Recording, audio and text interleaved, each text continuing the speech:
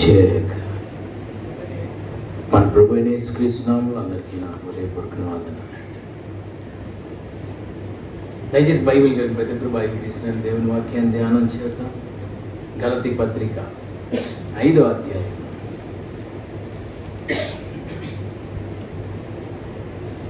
గలతీ పత్రిక 5వ అధ్యాయం 25వ వచనాన్ని మనము చదువుకుందాం.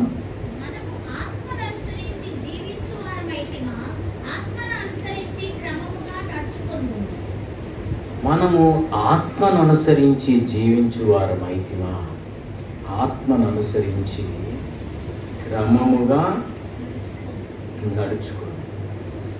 ఈరోజు మనం ధ్యానం చేయబోతున్న అంశం పేరేంటంటే క్రమం. ఏంటండి? కొంచెం చెప్పడానికి ప్రయత్నం చేయండి. క్రమం. మన దేవుడు ఏం కోరుకునే దేవుడు అంటే క్రమాన్ని కోరుకునే దేవుడు. క్రమం కానిది ఏదో అది అక్రమం కదండి. కొంతమందిని యేసుప్రభు చూసి అక్రమము చేయువారులారా నా ఎద్దు నుండి పోండి, రండి అన్నాడు, పోండి అన్నాడు. పర్లేదులే ఉంటే ఉందిలే, నేను ప్రేమగల దేవుడిని, ప్రేమగల ప్రభుని, రండి పర్లేదులే, ఏ లోపాలు ఉన్నా రండి అన్నా. ఏమన్నాడు? పోండి, నేను మిమ్మల్ని ఎన్నడును ఎరుగను. ఒక భయాన్ని కలిగించే మాట ఏంటంటే ఆ మాట అనింది అన్ని జనులతో కాదు, అద్భుతాలు చేసిన వాళ్ళతో. ఆ మాట అనింది దేవుని ఎరుగని ప్రజలతో కాదు, దయ్యాలు వెళ్ళగొట్టిన వాళ్ళతో, ప్రవచనాలు చెప్పిన వాళ్ళతో. అదే కదా, మేము నీ నామమున ప్రవచింపలేదా, అద్భుతాలు చేయలేదా, దయ్యాలు వెళ్ళగొట్టలేదు. నేను మీకు జ్యోతులు జోడించి చెప్పేది ఏంటంటే, మీరు ప్రవచనాలు చెప్పబోయినా పర్లేదు, మీరు అద్భుతాలు చేయకపోయినా పర్లేదు, ఇంకోటి మీరు దయ్యాలని ఎల్లగొట్టకపోయినా పర్లేదు, క్రమంగా బ్రతికితే చాలండి, అది చాలు. ఎందుకంటే ఈ అద్భుతాలు, ప్రవచనాలు, దయ్యములు వెళ్ళగొట్టుట అండ్ క్రమం వర్సెస్ ఈ రెండింటి మధ్య రెండింటిని మనం డిఫర్ చేసినప్పుడు ఈ రెండిట్లో దేవుడు దేనికి ఫస్ట్ ప్రయారిటీ ఇస్తున్నాడు? అద్భుతాలు, దయ్యాలను వెళ్ళగొట్టుట, ప్రవచించుటకు ఫస్ట్ ప్రయారిటీ ఇస్తున్నాడా, క్రమానికి ఫస్ట్ ప్రయారిటీ ఇస్తున్నాడు? అంటే ఇప్పుడు క్రమము అనేది భక్తిలో కానీ సేవలో కానీ క్రమము అనేది అద్భుతాల కన్నా గొప్పది, దయ్యములను వెళ్ళగొట్టుట కన్నా గొప్పది. ఎందుకంటే మీరెవరో నాకు తెలియదు పోండి అని అనింది అద్భుతాలు చేసిన వాళ్ళతోనే. అద్భుతం చేయడం తప్పు కాదు, అద్భుతాలు చేశారు వాళ్ళు. అంటే దాన్ని బట్టి మనకి ఏమర్థమవుతుంది? అద్భుతాలు చేశారు, దయ్యాలను వెళ్ళగొట్టారు, ఇవన్నీ ఏమన్నా సింపుల్ విషయాలా? మీరు చేయండి, అద్భుతాలు చూద్దాం. చేయగలమా మనం? అది అద్భుతం చేయాలనుకుని చేసేసేదా? అద్భుతములు చే శక్తి అనేది అది ఒక వరం. అంటే అద్భుతాలు చేశారు అంటే అది సింపుల్ థింగ్ కాదు. అది వాళ్ళు ఒకప్పుడు గొప్పగా వాడబడినటువంటి వాళ్ళని మనం అర్థం చేసుకోవాలి. స్పిరిచువల్ ర్యాంక్లో నెక్స్ట్ లెవెల్లో ఉన్నారు వాళ్ళు, వాళ్ళే తక్కువ వాళ్ళేం కాదు.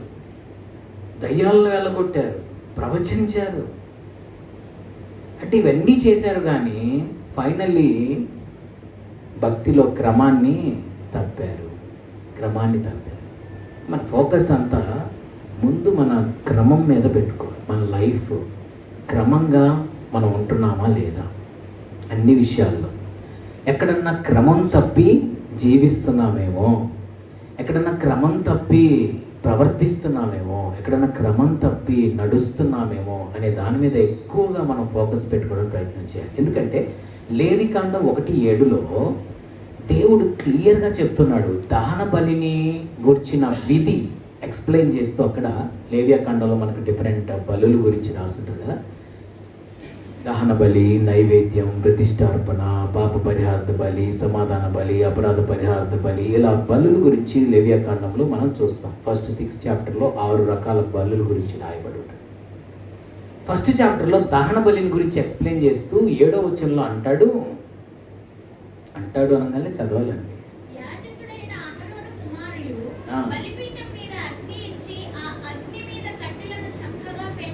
అదిగోండి, కట్టెలను చక్కగా మీన్స్ నథింగ్ బట్ క్రమంగా. ఏమండి, కట్టెలు చక్కగా పెరచకపోతే మండవా ఏంటి? పప్పు ఆడ పడేసేసి కిరోసిన్ పోతే ఇంకి పెట్టేస్తే ఇంకిపోలు వేసి మండుతాయి కదా. క్రమంగా పేరిస్తేనే మండుతా నేను అని ఏమన్నా అంటే అవేమన్నా.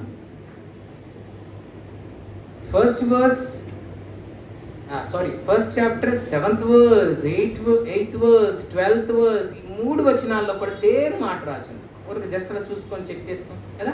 7th verse, 8th verse and 12th verse also. అగ్ని మీది కట్టెలు పైని చక్కగా పేర్చవలెను, చక్కగా పేర్చు. ఇది చెప్పింది ఎక్కడ?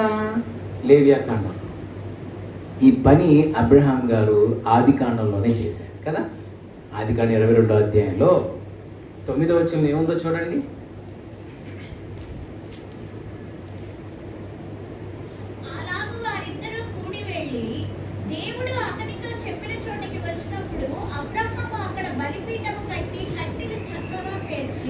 దేవుడేమన్నా కట్టెలు చక్కగా పేర్చమని అబ్రహాంకి ఎక్కడని చెప్పాడు?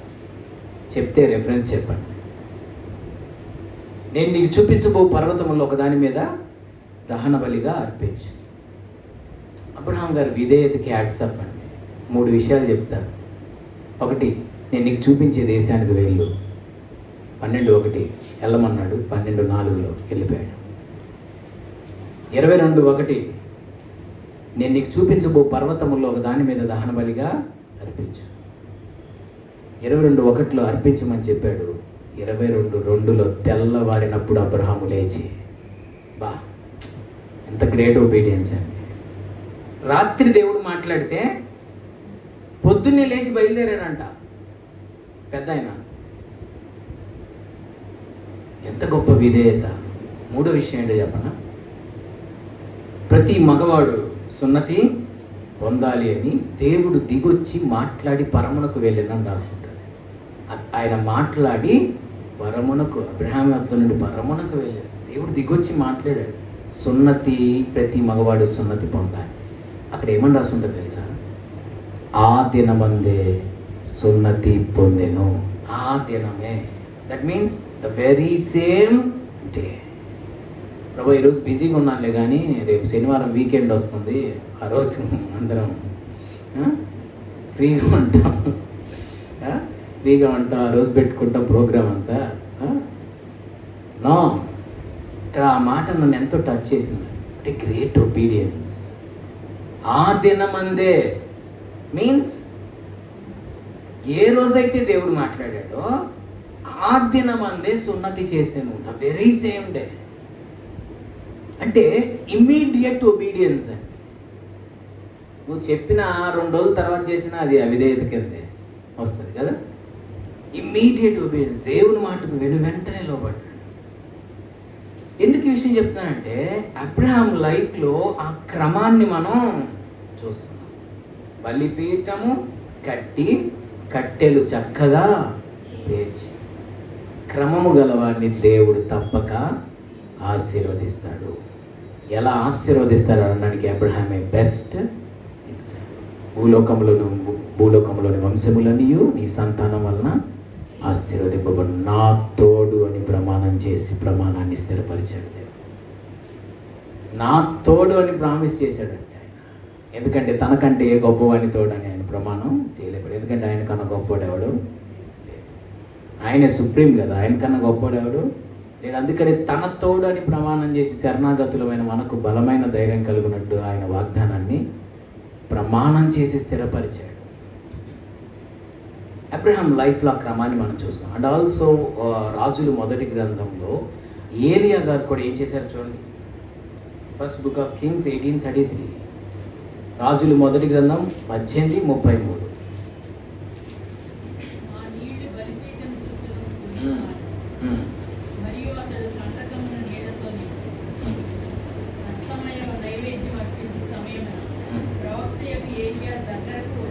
అమ్మ 33.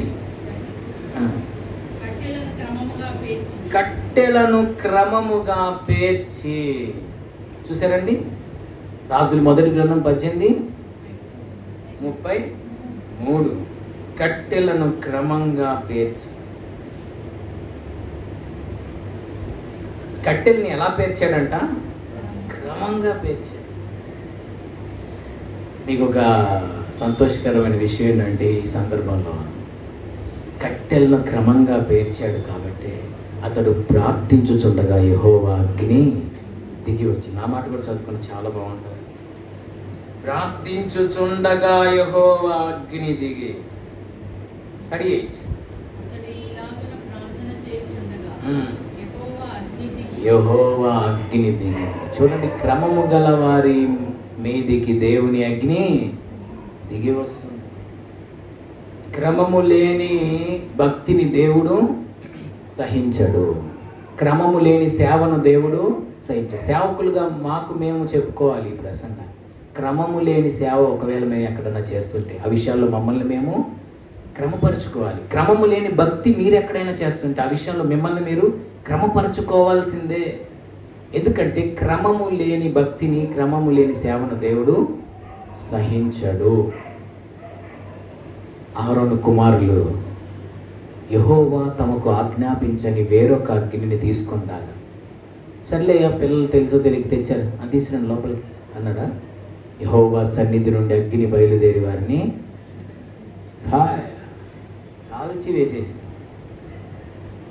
దేవుడు క్రమము లేని సేవను లేదా భక్తిని సహించడు. ఏ విషయాల్లో మనం క్రమం తప్పుతున్నాం? క్రమం తప్పితే ఎంత డేంజరో చెప్తా వినండి. రైలు పట్టాల మీద రైలు వెళ్తాం, దాని ట్రాక్ నుండి పక్కకు వచ్చింది క్రమం తప్పు. ఏమవుతుంది చెప్పండి? కొన్ని వందల ప్రాణాలు గాల్లో కలిసిపోతాయి. కొన్ని వందల మంది ప్రాణాలు కోల్పోతారు. ఏదైనా ఎనీథింగ్, అది బైక్ కానీ, కారు కానీ, ఆ తర్వాత ఫ్లైట్ కానీ, దాని క్రమంలో అది నడిస్తేనే. అండ్ ఆల్సో మన ప్లానెట్స్ ఉన్నాయి కదా, దాని ఆర్బిట్లోనే అది తిరగాలి. బోర్ కొడుతుందమ్మా, ఎప్పుడు ఈ ఆర్బిట్లోనే తిరిగి నాకు పక్క ఆర్బిట్లోకి వస్తానంటే మొత్తం యూనివర్స్ అంతా కొలాప్స్. ఏదో హీరోలో అది అసలు కింగ్లో అనుకుంటా, మనకి ఏముండదు. ఒక్కసారి అది కాస్త ఏం లేదు, ఆ టైమింగ్లో కూడా ఫ్రాక్షన్ ఆఫ్ సెకండ్ డిఫరెన్స్ వచ్చినా సరే మొత్తం కొలాప్స్ అయిపోద్ది యూనివర్స్.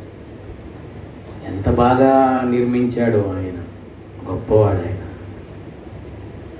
శాటిలైట్ని పంపిస్తున్నారు, ఏదో తీసుకెళ్ళి ఊరక పంపించేసి అక్కడ పెట్టేస్తున్నారు అనుకుంటున్నారా? కొన్ని వందల వేల సంవత్సరాల ముందుకి, కొన్ని వందల వేల లక్షల సంవత్సరాలు వెనక్కి క్యాలిక్యులేట్ చేసి, ఫ్రాక్షన్ ఆఫ్ సెకండ్తో సహా క్యాలిక్యులేట్ చేసి శాటిలైట్ని అక్కడ కక్షలోకి పంపిస్తారు. ఎట్లా పడితే అట్లా పంపిస్తారు. ఏదో ఒక ప్లానెట్ని కొట్టేసింది అనుకోండి, చాలా పెద్ద యుద్ధం జరిగిద్ది. ఎక్కడ? అంతరిక్షం. సో కాబట్టి అంతా ఒక సిస్టమ్. ఆ ఆర్బిట్లో తన వేగంలో తను తిరగకపోయినా, తన ఆర్బిట్లో తాను తిరగకపోయినా, ఆ క్రమం తప్పిందంటే సమస్తము నాశనం. ఇది భౌతికంగా ఎంత నష్టమైతే మరి మన ఆత్మీయ జీవితంలో కూడా మనం క్రమం తప్పితే మన ఆత్మీయ జీవితానికి కూడా తీవ్రమైన నష్టం కలుగుతుందని బైబిల్ హెచ్చరిస్తుంది. ఈరోజు ఈ సందేశం ద్వారా మనము క్రమపరచబడదుముగాక. మనల్ని మనం క్రమపరచుకోవాలి. అందుకే అపోస్తలుడైన పౌలు గారు అంటారు, సమస్తమును మర్యాదగాను క్రమముగాను జరగనీయుడే. సమస్తం క్రమంగా జరగాలి. నేను వచ్చి మిగిలిన సంగతులను క్రమపరుతును అంటాడు మరొక చోట. నేను వచ్చి మిగిలిన సంగతులు క్రమపరుస్తాను. పాల్ గారు లైఫ్లో ఒక టెస్టిమనీ ఇస్తాడు, సూపర్ ఉంటుంది. ఏమనంటా తెలుసా? మేము అక్రమంగా నడుచుకోనలేదు. పబ్లిక్గా లెటర్లో రాస్తున్నాడు, మేము అక్రమంగా నడుచుకోలేదు, మీరు మమ్మల్ని పోలి నడుచుకోండి. చదువుదాం అన్నమాట. 2 Thessalonians 3:7.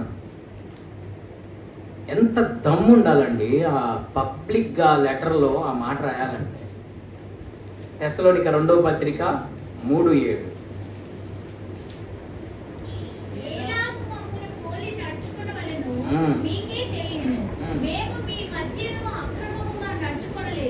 మేము మీ మధ్య అక్రమంగా నడుచుకోలేదు. ఎంత ధైర్యం ఉండాలి! పబ్లిక్కి రాస్తున్నాడు, లెటర్లో రాస్తున్నాడు, మేము అక్రమంగా నడుచుకోలేదు, మీరు మమ్మల్ని బోలి నడుచుకోండి. ఒకవేళ ఆయనలో కనుక ఏదన్నా అక్రమం ఉంటే వెంటనే రిటర్న్ లెటర్ వస్తుంది ఆయనకి. ఏమని? ఏంటయ్యా మళ్ళీ చెప్పు ఒకసారి, నువ్వు చేసిన అక్రమాలు ఈగో లిస్టు కరెక్ట్గా పాయింట్ బై పాయింట్ రాస్తున్నాను చూడు. ఇన్ని అక్రమాలు చేసి మళ్ళీ మేము మీ మధ్య అక్రమంగా నడుచుకోలేదని ఎవరిని మోసం చేద్దాం అనుకుంటున్నాం? మేము అంత అమాయకులం కాదు, ఆవలిస్తే పేగులు లెక్క పెట్టేవాళ్ళం కదండి విశ్వాసులు. అక్రమంగా మేము నడుచుకోలేదని చెప్పాలంటే ఎంత పర్ఫెక్ట్గా ఆయన జీవిస్తే పబ్లిక్లో ఆయన ఆ టెస్టిమోనీ ఇవ్వగలుగుతాడు కదా, అంత పర్ఫెక్ట్నెస్ ఉండాలి. అయితే ఈ విషయం నేను మీకెందుకు చెప్తానంటే అలాంటి సాక్ష్యం మనం కూడా ఇవ్వగలగాలి. మేము మీ మధ్య అక్రమంగా నడుచుకోలేదు. ఇంకా కొంచెం లోతుకి వెళ్తే ఈ విషయంలో తనకన్నా సీనియర్ అయినటువంటి ఒక ఆయన సువార్త సత్యము చొప్పున క్రమముగా నడుచుకొనకపోవుట చూసినప్పుడు పాల్ గారి లైఫ్ ఎలా ఉంటుందంటే, ఆయన అక్రమంగా నడవడు, ఎవరైనా అక్రమంగా నడిచినా ఊరుకోడు. అది ఎవరైనా సరే, ఆయన కన్నా సీనియర్లు అయినా సరే తోలు తీసేస్తాడు. గలతీ పత్రికలో మనం చూసే 2nd చాప్టర్లో సువార్త సత్యం చొప్పున క్రమంగా ఒక ఆయన నడుచుకోలేదంట. ఆయన పేరు పేతురు, సూపర్ సీనియర్ ఆఫ్ పాల్. ఎవరు? పాల్ గారికి సూపర్ సీనియర్. సువార్త సత్యం చొప్పున క్రమంగా నడుచుకోవడం చూసినప్పుడు ఇక స్టార్ట్ చేశాడు, నీకు అది కరెక్ట్ కాదు, అనేకులకు నువ్వు బోధిస్తున్నావు, నువ్వు బోధించే నువ్వు పాటించవా, నీకు అది అన్వయించుకోవా ఆ వాక్యాన్ని. చదువుదాం అన్నమాట. గలతీ 2:14.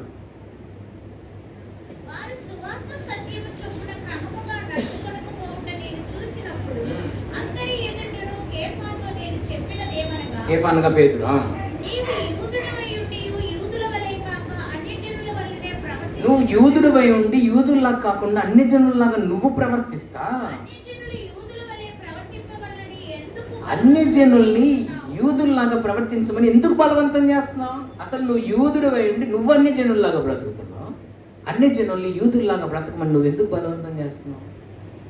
అసలు నీకు ఆ హక్కు లేదు. నువ్వు యూదుడివై ఉండి అన్ని జనుల్లాగా నువ్వు ప్రవర్తిస్తున్నావు, వేషధారణ కలిగి నువ్వు జీవిస్తున్నావు అంటే అక్కడ ఒకటి జరిగిందండి, అక్కడ సందర్భం. అందుకని పాల్ గారి కోపం వచ్చిందన్నమాట. నువ్వు యూదుడివై ఉండి అన్ని జనుల్లాగా నువ్వు ఎందుకు ప్రవర్తిస్తున్నావు? పీటర్ గారు, నువ్వు అన్ని జనుల్లాగా బ్రతుకుతా, అన్ని జనుల్ని యూదుల్లాగా ఉండమని నువ్వు ఎందుకు బలవంతం చేస్తావు? సువార్త సత్యం చొప్పున. చూడండి అక్కడ ఒక మాట, లైన్ చూడండి ఎంత బాగుంటుంది. సువార్త సత్యం చొప్పున క్రమంగా నడుచుకొనకపోవుట నేను చూసినప్పుడు. క్రమంగా మనం జీవించాలి, అక్రమంగా నడిచే వాళ్ళకి మనం బుద్ధి చెప్పగలిగిన స్థాయిలో మనం ఉండాలి. చదువుదాం అన్నమాట కూడా. 1 Thessalonians 5:14లో అక్రమంగా నడిచే వాళ్ళకి బుద్ధి చెప్పండి అంటాడు. అక్కడ 5వ అధ్యాయం తెస్సలోనిక మొదటి పత్రిక. వచ్చి ఏమనుకో మాకండి, ఎక్కువ రెఫరెన్స్లు చదివేస్తున్నాను, కొంచెం ఇంట్రెస్ట్ ఉన్న వాళ్ళకి ఉపయోగపడుతుందని చెప్తున్నాను అంతే. తెస్సలోనిక మొదటి పత్రిక 5వ అధ్యాయము 14వ వచనం.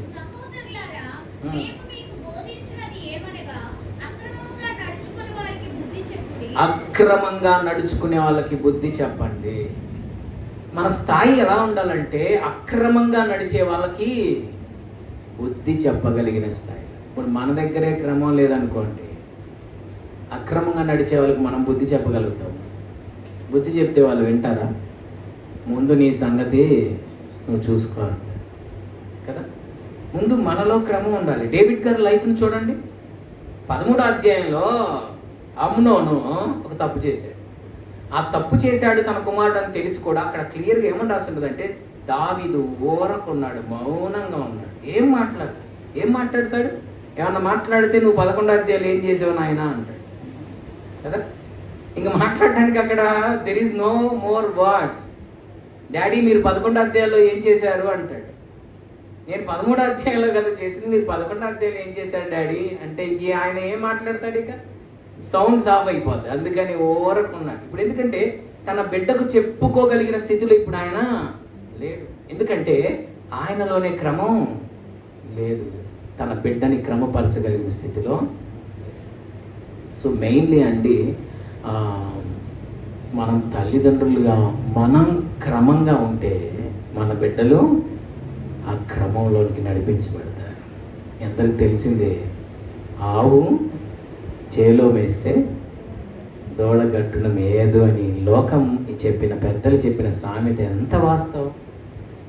నా బిడ్డలు క్రమం తప్పిపోతున్నారు అని మనం బాధపడుతూ ఉంటాం.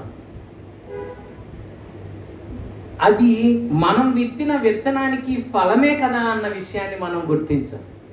మనం వేసిన విత్తనమే కదా అది. తల్లిదండ్రులు క్రమంగా జీవించకపోతే బిడ్డల క్రమాన్ని ఎలా నేర్చుకుంటారు? సో తల్లిదండ్రులు వేసినటువంటి విత్తనమే తమ బిడ్డల ద్వారా వాళ్ళు కోసం. సో కాబట్టి మనం క్రమంగా ఉంటే ఆటోమేటిక్గా మన బిడ్డలు క్రమపరచబడతారు. మరొక మాట చదువుకున్నాం. 2 Thessalonians అంటాడు, 1 Thessalonians బుద్ధి చెప్పండి అని చెప్పాడు కదా. 2 Thessalonians అంటాడు, అసలు అక్రమంగా నడిచేవాడికి బుద్ధి చెప్పండి. వాడు వింటే విన్నాడు, వింటే ఆ సోల్ని మీరు సేవ్ చేసినట్టు, వినకపోతే వాడి దగ్గర నుంచి మీరు తొలగిపోండి, వాడి దగ్గర నుంచి మీరు వెళ్ళిపోండి, వాడికి దూరంగా మీరు ఉండండి. 3వ అధ్యాయం 6వ వచనం. సహోదరులారా, మా వల్ల పొందిన బోధన ప్రకారం కాక అక్రమముగా నడుచుకుని ప్రతి సహోదరుని యొద్ద నుండి తొలగిపోవాలని మన ప్రభువైన యేసుక్రీస్తు పేరిట మీకు ఆజ్ఞాపించుచున్నాము. చూడండి ఏమన్నాడు? అక్రమంగా నడుచుకునే ప్రతి సహోదరుని యొద్ద నుంచి తొలగిపోండి. బుద్ధి చెప్పమన్నాడు 1 Thessalonians. 2 Thessalonians బుద్ధి చెప్పినా వినలేదనుకో, వాడి దగ్గర నుంచి మీరు తొలగిపోండి. ఎందుకని? అలాంటి వాడితో నువ్వు సహవాసం చేస్తే నువ్వు కూడా క్రమం తప్పే ఛాన్స్. జీసస్ క్రైస్ట్ లైఫ్ని ఒకసారి అబ్జర్వ్ చేద్దామా? గెత్సెమనే తోటలో మీరు శోధనలో ప్రవేశించుకున్నట్లు మెలకు కలిగి ప్రార్థన చేయమని చెప్పాడా చెప్పలేదా? చెప్పాడే కూర్చున్నాడా? చెయ్యండ్రా శోధన రాబోతుందిరా, చెయ్యండ్రా అని ఏమన్నా అక్కడ ఆయన చెప్పాడు. వెళ్ళిపోయి తన ప్రేయర్ తను చేసుకున్నాడు. అక్కడే కూర్చున్నాడు. ఏమయ్యేది? ఆళ్ళు బట్టంగా అది ఈనబడేవాడు శోధనలో కదా. ముమ్మారు వెళ్ళి మోకాల్లోనే ఆయన తన ప్రేయర్ లైఫ్ని తాను కాపాడుకున్నాడు. అట్లానే వేరే వాళ్ళు ఎంతవరకు అని మనకు చెప్తారు, హెచ్చరిస్తారు, బుద్ధి చెప్తారు, కొంతవరకే. మన జీవితాన్ని మనమే కాపాడుకోవాలి. సెల్ఫ్ డిఫెన్స్ మనం నేర్చుకోవాలి. మన ఆత్మీయ జీవితాన్ని మనమే కాపాడుకోవాలి. ఎవరో నన్ను ప్రోత్సహించలేదు, ఎవరో నన్ను ఎంకరేజ్ చేయలేదు, ఎవరో నన్ను ముందుకి పుష్ చేయట్లేదని మనం అనుకోకూడదు. మన స్పిరిచువల్ లైఫ్ని మనమే కాపాడుకోవాలి. చెప్పాడు, చెప్పిన మాట వినలా, ఏమైంది? శోధనలో పడిపోయారు. అందరూ ఆయన్ని విడిచిపెట్టి పారిపోయారనే మాటను మనం చూస్తాం. సో కాబట్టి ఏమన్నాడంటే బుద్ధి చెప్పండి, వినలేదనుకో వారి దగ్గర నుంచి మీరు తొలగిపోండి. ఎందుకంటే వారితోనే మనం అక్రమంగా నడిచే వాళ్ళతో మనం ఫెలోషిప్ చేస్తే మనం క్రమం తప్పే ప్రమాదం. తర్వాత మన హిస్కియా గారి టైంలో ఒక మంచి మాట రాయబడిందండి దినవృత్తాంతాల గ్రంథంలో. మందిర సేవ క్రమముగా జరిగిన అనే మాట నన్ను ఎంతో ఎంకరేజ్ చేసింది. ఆ మాట మీ చేత చదివించాలనుకున్నట్టే. దినవృత్తాంతాలు 2వ గ్రంథం 29:35 చాలా బాగుంటుంది. సేవకులకి ఇది చాలా ఎంకరేజింగ్గా ఉంటుందని చూపిస్తున్నాను. 29:35 2వ దినవృత్తాంతం.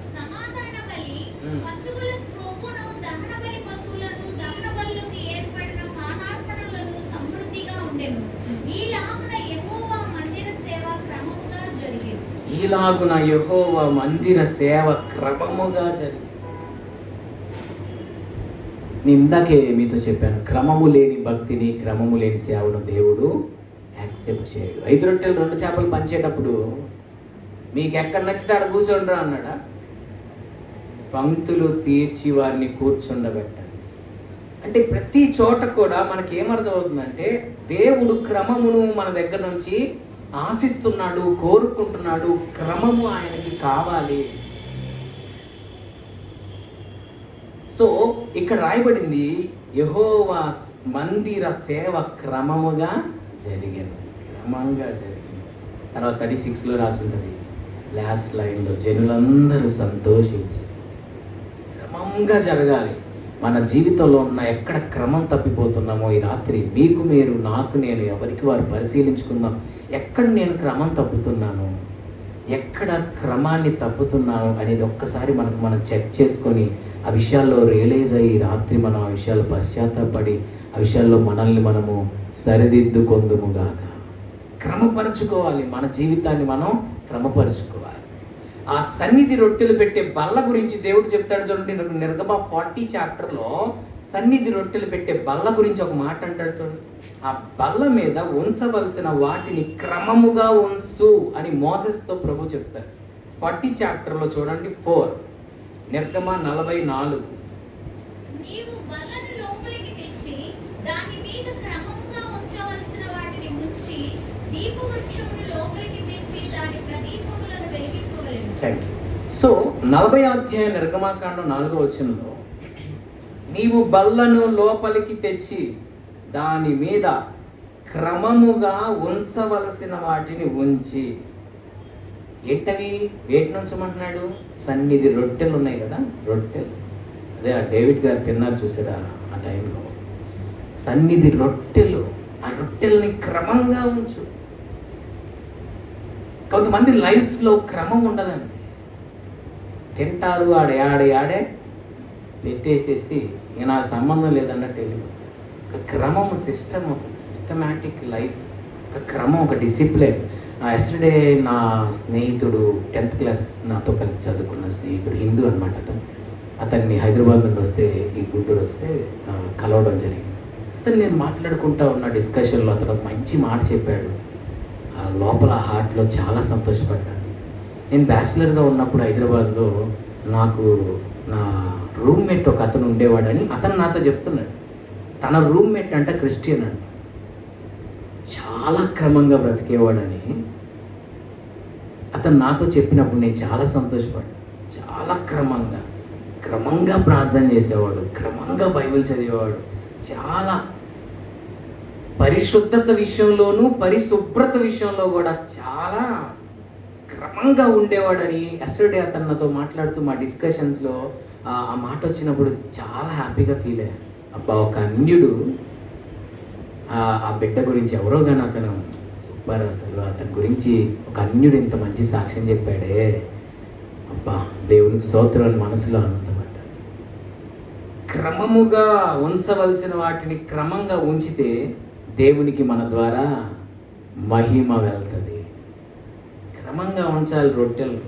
ఒక రొట్టె ఇటు పోతుంది, ఒక రొట్టె అటు పోతుంది, ఒక రొట్టె ఇటు పోతుంది, ఒక రొట్టె అటు పోతుంది, ఒక రొట్టె ఇటు, ఒక రొట్టె అటు. ఏం చేయాలి ఇప్పుడు? వాటిని మొత్తాన్ని లైన్గా ఇటొకారు నీట్గా క్రమంగా ఉంచమని దేవుడు చెప్తే మోసెస్ ఏం చేశారో చూడండి. Same chapter 23. యెహోవా సన్నిధిని దాని మీద రొట్టెలను క్రమముగా ఉంచు అని 4వ వచనంలో చెప్పాడు. 23వ వచనంలో ఉంచెను. ఎలా ఉంచెను?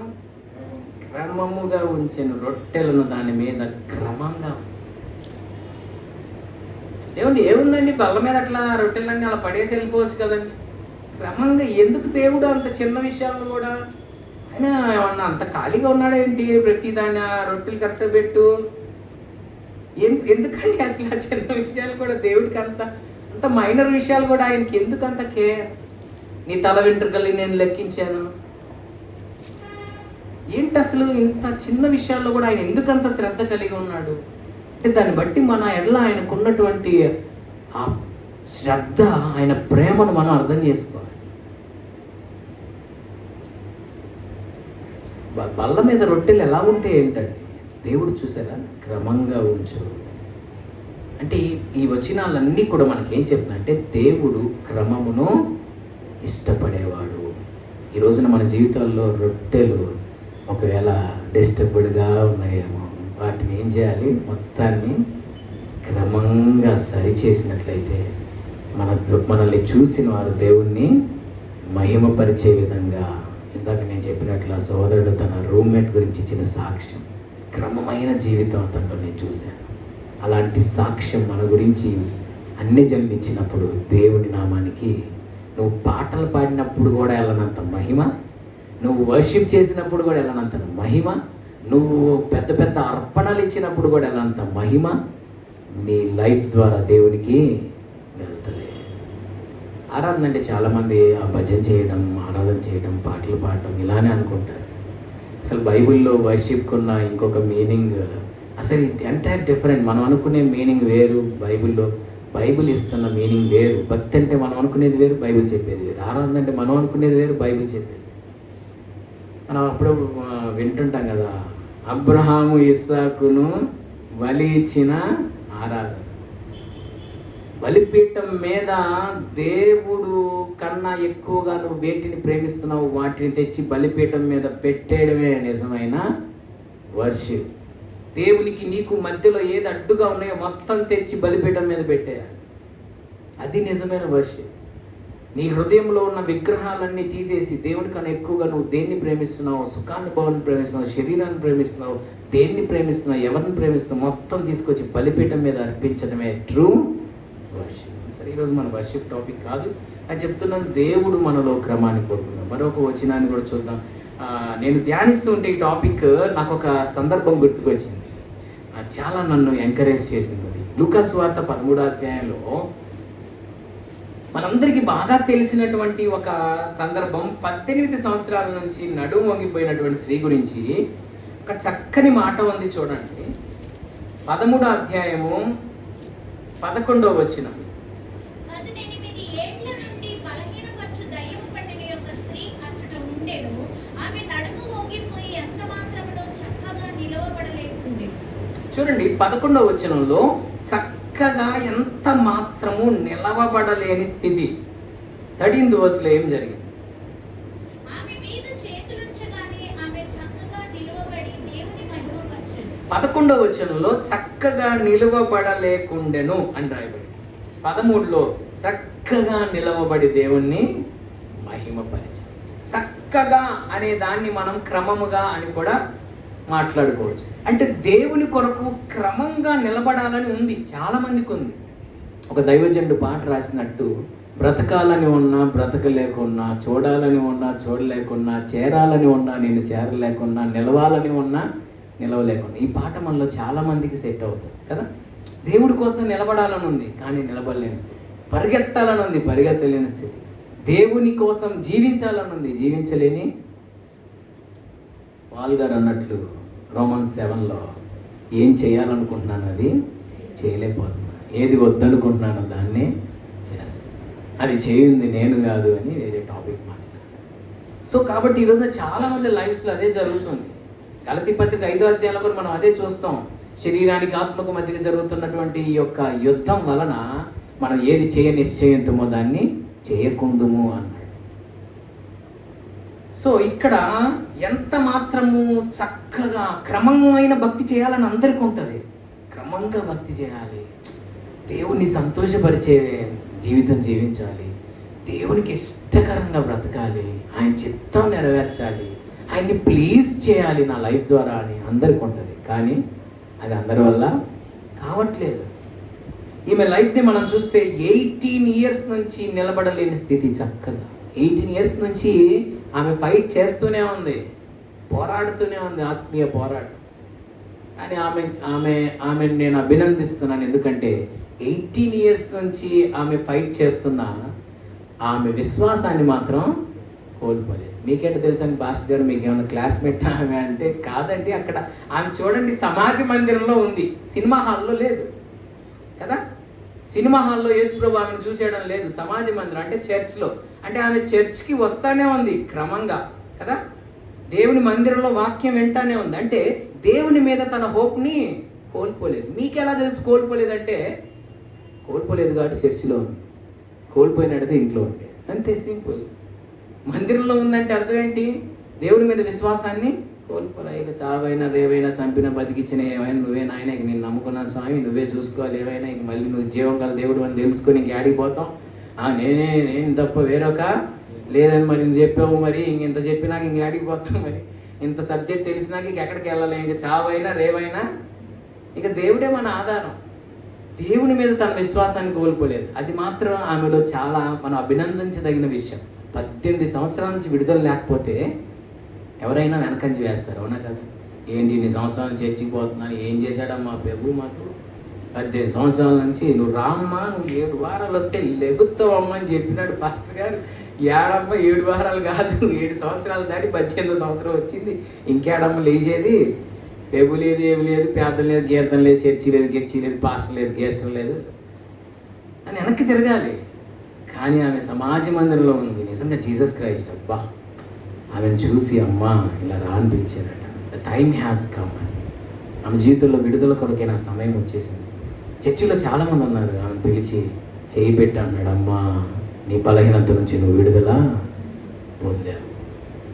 వెంటనే అక్కడ రాయబడింది, చేతులు ఉంచగానే ఆమె చక్కగా నిలబడి దేవుణ్ణి మహింపరిచి. ఈ 18 సంవత్సరాల నుంచి ఏ విడుదల కోసం అయితే ఎదురు చూసిందో ఆ రోజు రానే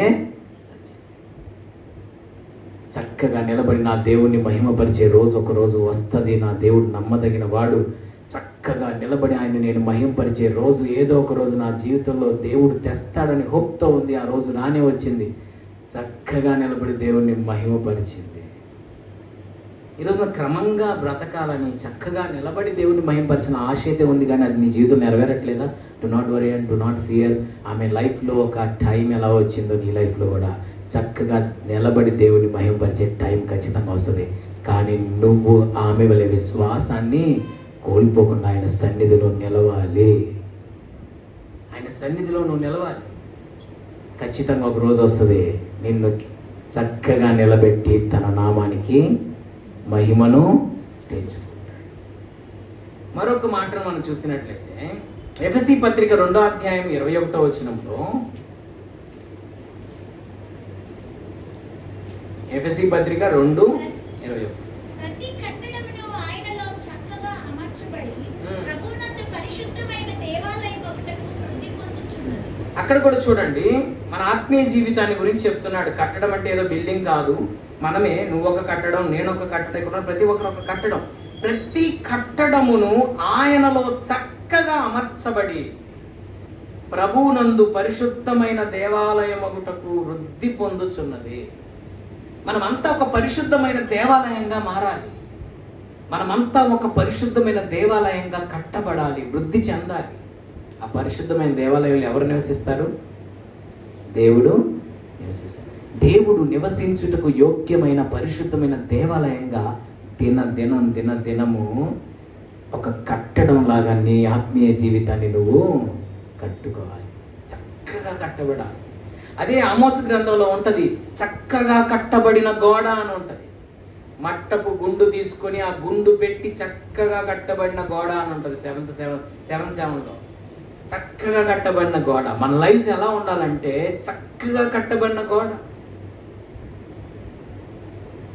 కొత్తగా చర్చి కట్టాం మేము. ఆ చర్చ్ కట్టేటప్పుడు మా బ్రాంచ్లో పాస్టర్ గారే, కిరణ్ పాస్టర్ గారు, మీరు కొంతమంది తెలిసి ఉండొచ్చు. ఆయన గతంలో సిమెంట్ వర్క్లో నాలెడ్జ్ ఉంది. తనే దగ్గరుండి కట్టించారు.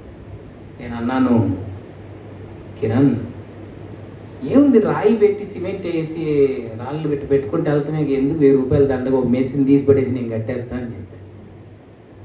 అన్న మీరు కట్టారంటే సాయంత్రం కల్లా కూలిపోద్ది అన్నది. ఏంటి అసలు అలా మాట్లాడతాయి? నాకు ఆదాయింది, రాయి అట్లా పెట్టి దాన్ని సిమెంట్ వేయటమే కదా, రాళ్ళు పెట్టుకుంటే సిమెంట్ వేయటం లేదు. దానికంటూ ఒక క్రమం ఉంటుంది. మీరు ఒక సైడ్ నుంచి చూస్తే ఎలా కనపడాలి? మీకు క్రమంగా కనపడాలి. గోడ చక్కగా కట్టబడిన గోడలాగా ఉండాలి. అంతేగాని ఉత్తర అమెరికా నుండి దక్షిణ అమెరికాకి వెళ్ళకూడదు గోడ. మీరు కట్టారంటే ఎలా ఉంటుంది? ఎందుకంటే తూకం అని ఉంటుంది కదా, ఆ తూకం పెట్టి, అంటే మన బైబిల్ లాంగ్వేజ్లో మట్టపు గుండు పెట్టి చక్కగా కట్టాలి. ప్రతి స్టోన్ కూడా క్రమంగా అమర్చబడాలి. మన ఆత్మీయ జీవితంలో ప్రతి స్టోన్ క్రమంగా అమర్చబడి చక్కగా కట్టబడిన ఒక గోడలాగా మనం ఆత్మీయ జీవితం కట్టబడాలి. అందుకని ఆమోసులు ఏమన్నాడు? చక్కగా కట్టబడిన ఒక గోడలాగా మన జీవితం ఉండాలి. లాస్ట్ అండ్ ఫైనల్గా ఒక మాట చెప్పి ప్రార్థన చేయాలని అనుకుంటున్నాను. గాడ్ మనకు ఫైనల్గా మీకు ఒక ఎంకరేజ్మెంట్ వర్డ్ ఇచ్చేసి నేను ప్రార్థన చేసేస్తాను. అదేంటంటే గాడ్ మనకు ఒక ప్రామిస్ చేస్తున్నారు. ఏంటంటే నీ జీవితంలో ఉన్నటువంటి వంకర త్రోవల్ని నేను చక్కగా చేస్తానని ఒక ప్రామిస్ ఉంది. చూద్దాం. ఐజయా 42:16, యెషయా గ్రంథం 42:16. అంటే ఈ మాట ఫైనల్ కన్క్లూజన్లో ఎందుకు ఈ వాగ్దానం మీకు గుర్తు చేస్తున్నానంటే, చాలా మందికి క్రమంగా బ్రతకాలని ఉంటుంది కానీ వాళ్ళ వల్ల కాదు. అయితే గాడ్ ప్రామిస్ చేస్తున్నాడు, నీ వల్ల కాదది, నేను చేస్తాను. అది నీ లైఫ్లో నేను చేస్తాను. ఇఫ్ యు రిలై, దేవునిపై నువ్వు ఆధారపడితే అది దేవుడు చేస్తాడట నీ లైఫ్లో. 42 యెషయా గ్రంథం 16వ వచనం. వారి ఇరుగని మార్గమును త్రుట్టి వారిని తీసుకొని వచ్చెదను. వారి ఇరుగని త్రోవలలో వారిని నడిపింతును. వారి ఎదుట చీకటిని వెలుగుగాను వంకర త్రోవలను చక్కగాను చేయుదును. చీకటిని వెలుగుగా చేస్తాను, వంకర త్రోవల్ని చక్కగా చేస్తాను. దేవుడు వాగ్దానం చేస్తున్నాడు, నీ జీవితంలో ఉన్న చీకటిని నేను వెలుగుగా చేస్తాను, వంకరగా ఉన్న త్రోవలన్నిటినీ స్ట్రైట్గా నేను చేస్తాను. ఇదే టైప్ ఆఫ్ ప్రామిస్ ఇర్మియాలో కూడా ఉంటుంది. వారు నన్ను ప్రార్థించుచుండగా నేను వారిని నడిపిస్తాను, తొట్టిల్లకుండా చక్కగా పోవు బాటను నేను వారిని నడిపిస్తాను. చక్కగా వెళ్ళే ఒక బాట. ఈరోజు మన జీవితంలో వంకర త్రోవల్లో మన జీవిత ప్రయాణం, కొన్ని వంకర అనుభవాలు మన జీవితంలో ఒకవేళ ఉన్నాయేమో, క్రమం తప్పిన పరిస్థితులు ఒకవేళ మన జీవితంలో ఉన్నాయేమో, గాడ్ ప్రామిస్ చేస్తున్నారు, అది క్రమపరచుకోవడం నీ వల్ల కావట్లేదా, నాకు ఇవ్వు ఆ టాస్క్ని, నా మీద ఆధారపడు, నా హెల్ప్ తీసుకో, ఖచ్చితంగా వంకర త్రోవలన్నిటిని నేను స్ట్రైట్ చేస్తానని గాడ్ మనకు ప్రామిస్ చేస్తాడు. అలాంటి కృప దేవుడు మనకు దయచేయను గాక. మనం ప్రే చేద్దాం. దేవా, నా జీవితాన్ని క్రమపరచమని ఎవరికి వారు దేవుడిని అడుగుదాం. అద్భుతాలు చేసిన వాళ్ళు వచ్చి అంటున్నారండి, అయ్యా దయ్యాలు వెలగొట్టలేదా, ప్రవచనాలు చెప్పలేదా, అద్భుతాలు చేయలేదా అంటే, నేను మిమ్మల్ని ఎన్నడూ ఎరుగును, అక్రమం చేయవారు ఎత్తు నుంచి బొండని వారితో చెప్పుతున్నాను. అలాంటి పరిస్థితి ఇక్కడ ఉన్న వారిలో ఎవ్వరికీ రాకూడదు ప్రభు. తండ్రి, అలాంటి మాట ఎవ్వరు అనిపించుకోకూడదు ప్రభు నీ ద్వారా. అలాంటి స్థితి మా జీవితంలో రాకుండా చేయమని ప్రార్థిస్తున్నాను తండ్రి. మీకు వందనాలు. అక్రమము చేయవర్లరనే ఆ పదం మమ్మను గురించి పలకబడకూడదయ్యా. ఏ విషయాల్లో క్రమాన్ని మేము తప్పుతున్నామో ఆ విషయాల్లో క్రమపరచమని ఈ రాత్రి నీ పాదాలు పట్టుకుంటున్నాం. మాకు తెలియపరచండి అయ్యా. ఏ విషయాల్లో క్రమం తప్పి మేము ప్రవర్తిస్తున్నాం, ఏ విషయాల్లో క్రమం లేని భక్తి చేస్తున్నాము, ఏ విషయాల్లో క్రమం లేని సేవ చేస్తున్నాము. ఈ రాత్రి మమ్మల్ని దర్శించండి, మమ్మల్ని సరిచేయమని నీ పాదాలు పట్టుకొని వేడుకుంటున్నాం. మీరు వాగ్దానం చేశారు కదా, చీకటిని వెలుగ్గా నేను మారుస్తాను, వంకర త్రోవలను నేను చక్కగా చేస్తానన్నావు, చక్కగా పోవు బాటలు నేను మిమ్మల్ని నడిపిస్తానన్నావు. చక్కగా కట్టబడిన ఒక గోడలాగా మా జీవితాన్ని మార్చండి, మా ఆత్మీయ జీవితాన్ని. ప్రతి కట్టడం చక్కగా అమర్చబడి దేవాలయం ఒకటి వృద్ధి పొందుచున్నదని రాయబడినట్టు చక్కగా స్టోన్ బై స్టోన్ మా లైఫ్ క్రమంగా అమర్చబడాలయ్యా. ఎక్కడ క్రమం తప్పకూడదయ్యా. క్రమం తప్పితే వాళ్ళంతా కూలిపోతుందయ్యా. మా ఆత్మీయ జీవితం కూలిపోతుందయ్యా. ఎక్కడ క్రమం తప్పకుండా సహాయం చేయి. ఏ విషయాల్లో క్రమం తప్పుతున్నా ఆ విషయాల్లో మమ్మల్ని సరిచేయమని వేడుకోండి. బల్ల మీద రొట్టెలను క్రమంగా ఉంచమని చెప్పావు అయ్యా. ఒక అబ్రహాం వలె తండ్రి, ఒక ఏలియా వలె క్రమముగా వారు ఎలాగైతే కట్టెలను పేర్చారో నాయన ప్రభు, మా జీవితంలో నాయన అలాంటి క్రమాన్ని ఇవ్వమని ప్రార్థిస్తున్నాం ప్రభు.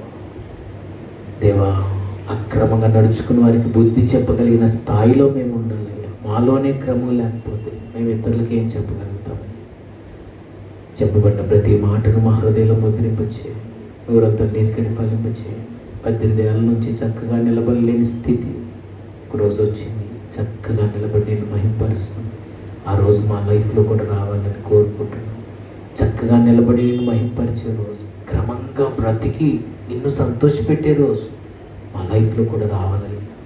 క్రమంగా బ్రతికి క్రమమైన భక్తి చేసి క్రమమైన సేవ చేసి దేవా నిన్ను ప్లీజ్ చేసే రోజు మా లైఫ్లో కూడా తీసుకురమ్మని కోరుకుంటున్నాను.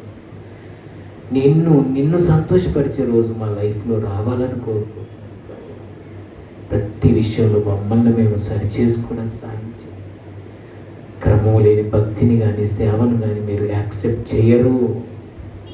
అన్యాగ్నిని తీసుకొచ్చిన అహరోను కుమారులను నీ సన్నిధి నుండి అగ్ని బయలుదేరి కాల్చివేసిందయ్యా, కనికరించండి. ఏ విషయాల్లో ప్రభువా క్రమము తప్పుచున్నాము ఆ విషయాల్లో మమ్మల్ని క్రమపరిచి మిమ్మల్ని సంతోషపరిచే విధంగా క్రమమైన భక్తి, క్రమమైన సేవ చేయడానికి అన్ని విషయాల్లో మాకు హెల్ప్ చేయమని యేసు నామములో అడుగుచున్నాం తండ్రి. ఆమేన్. God bless you all.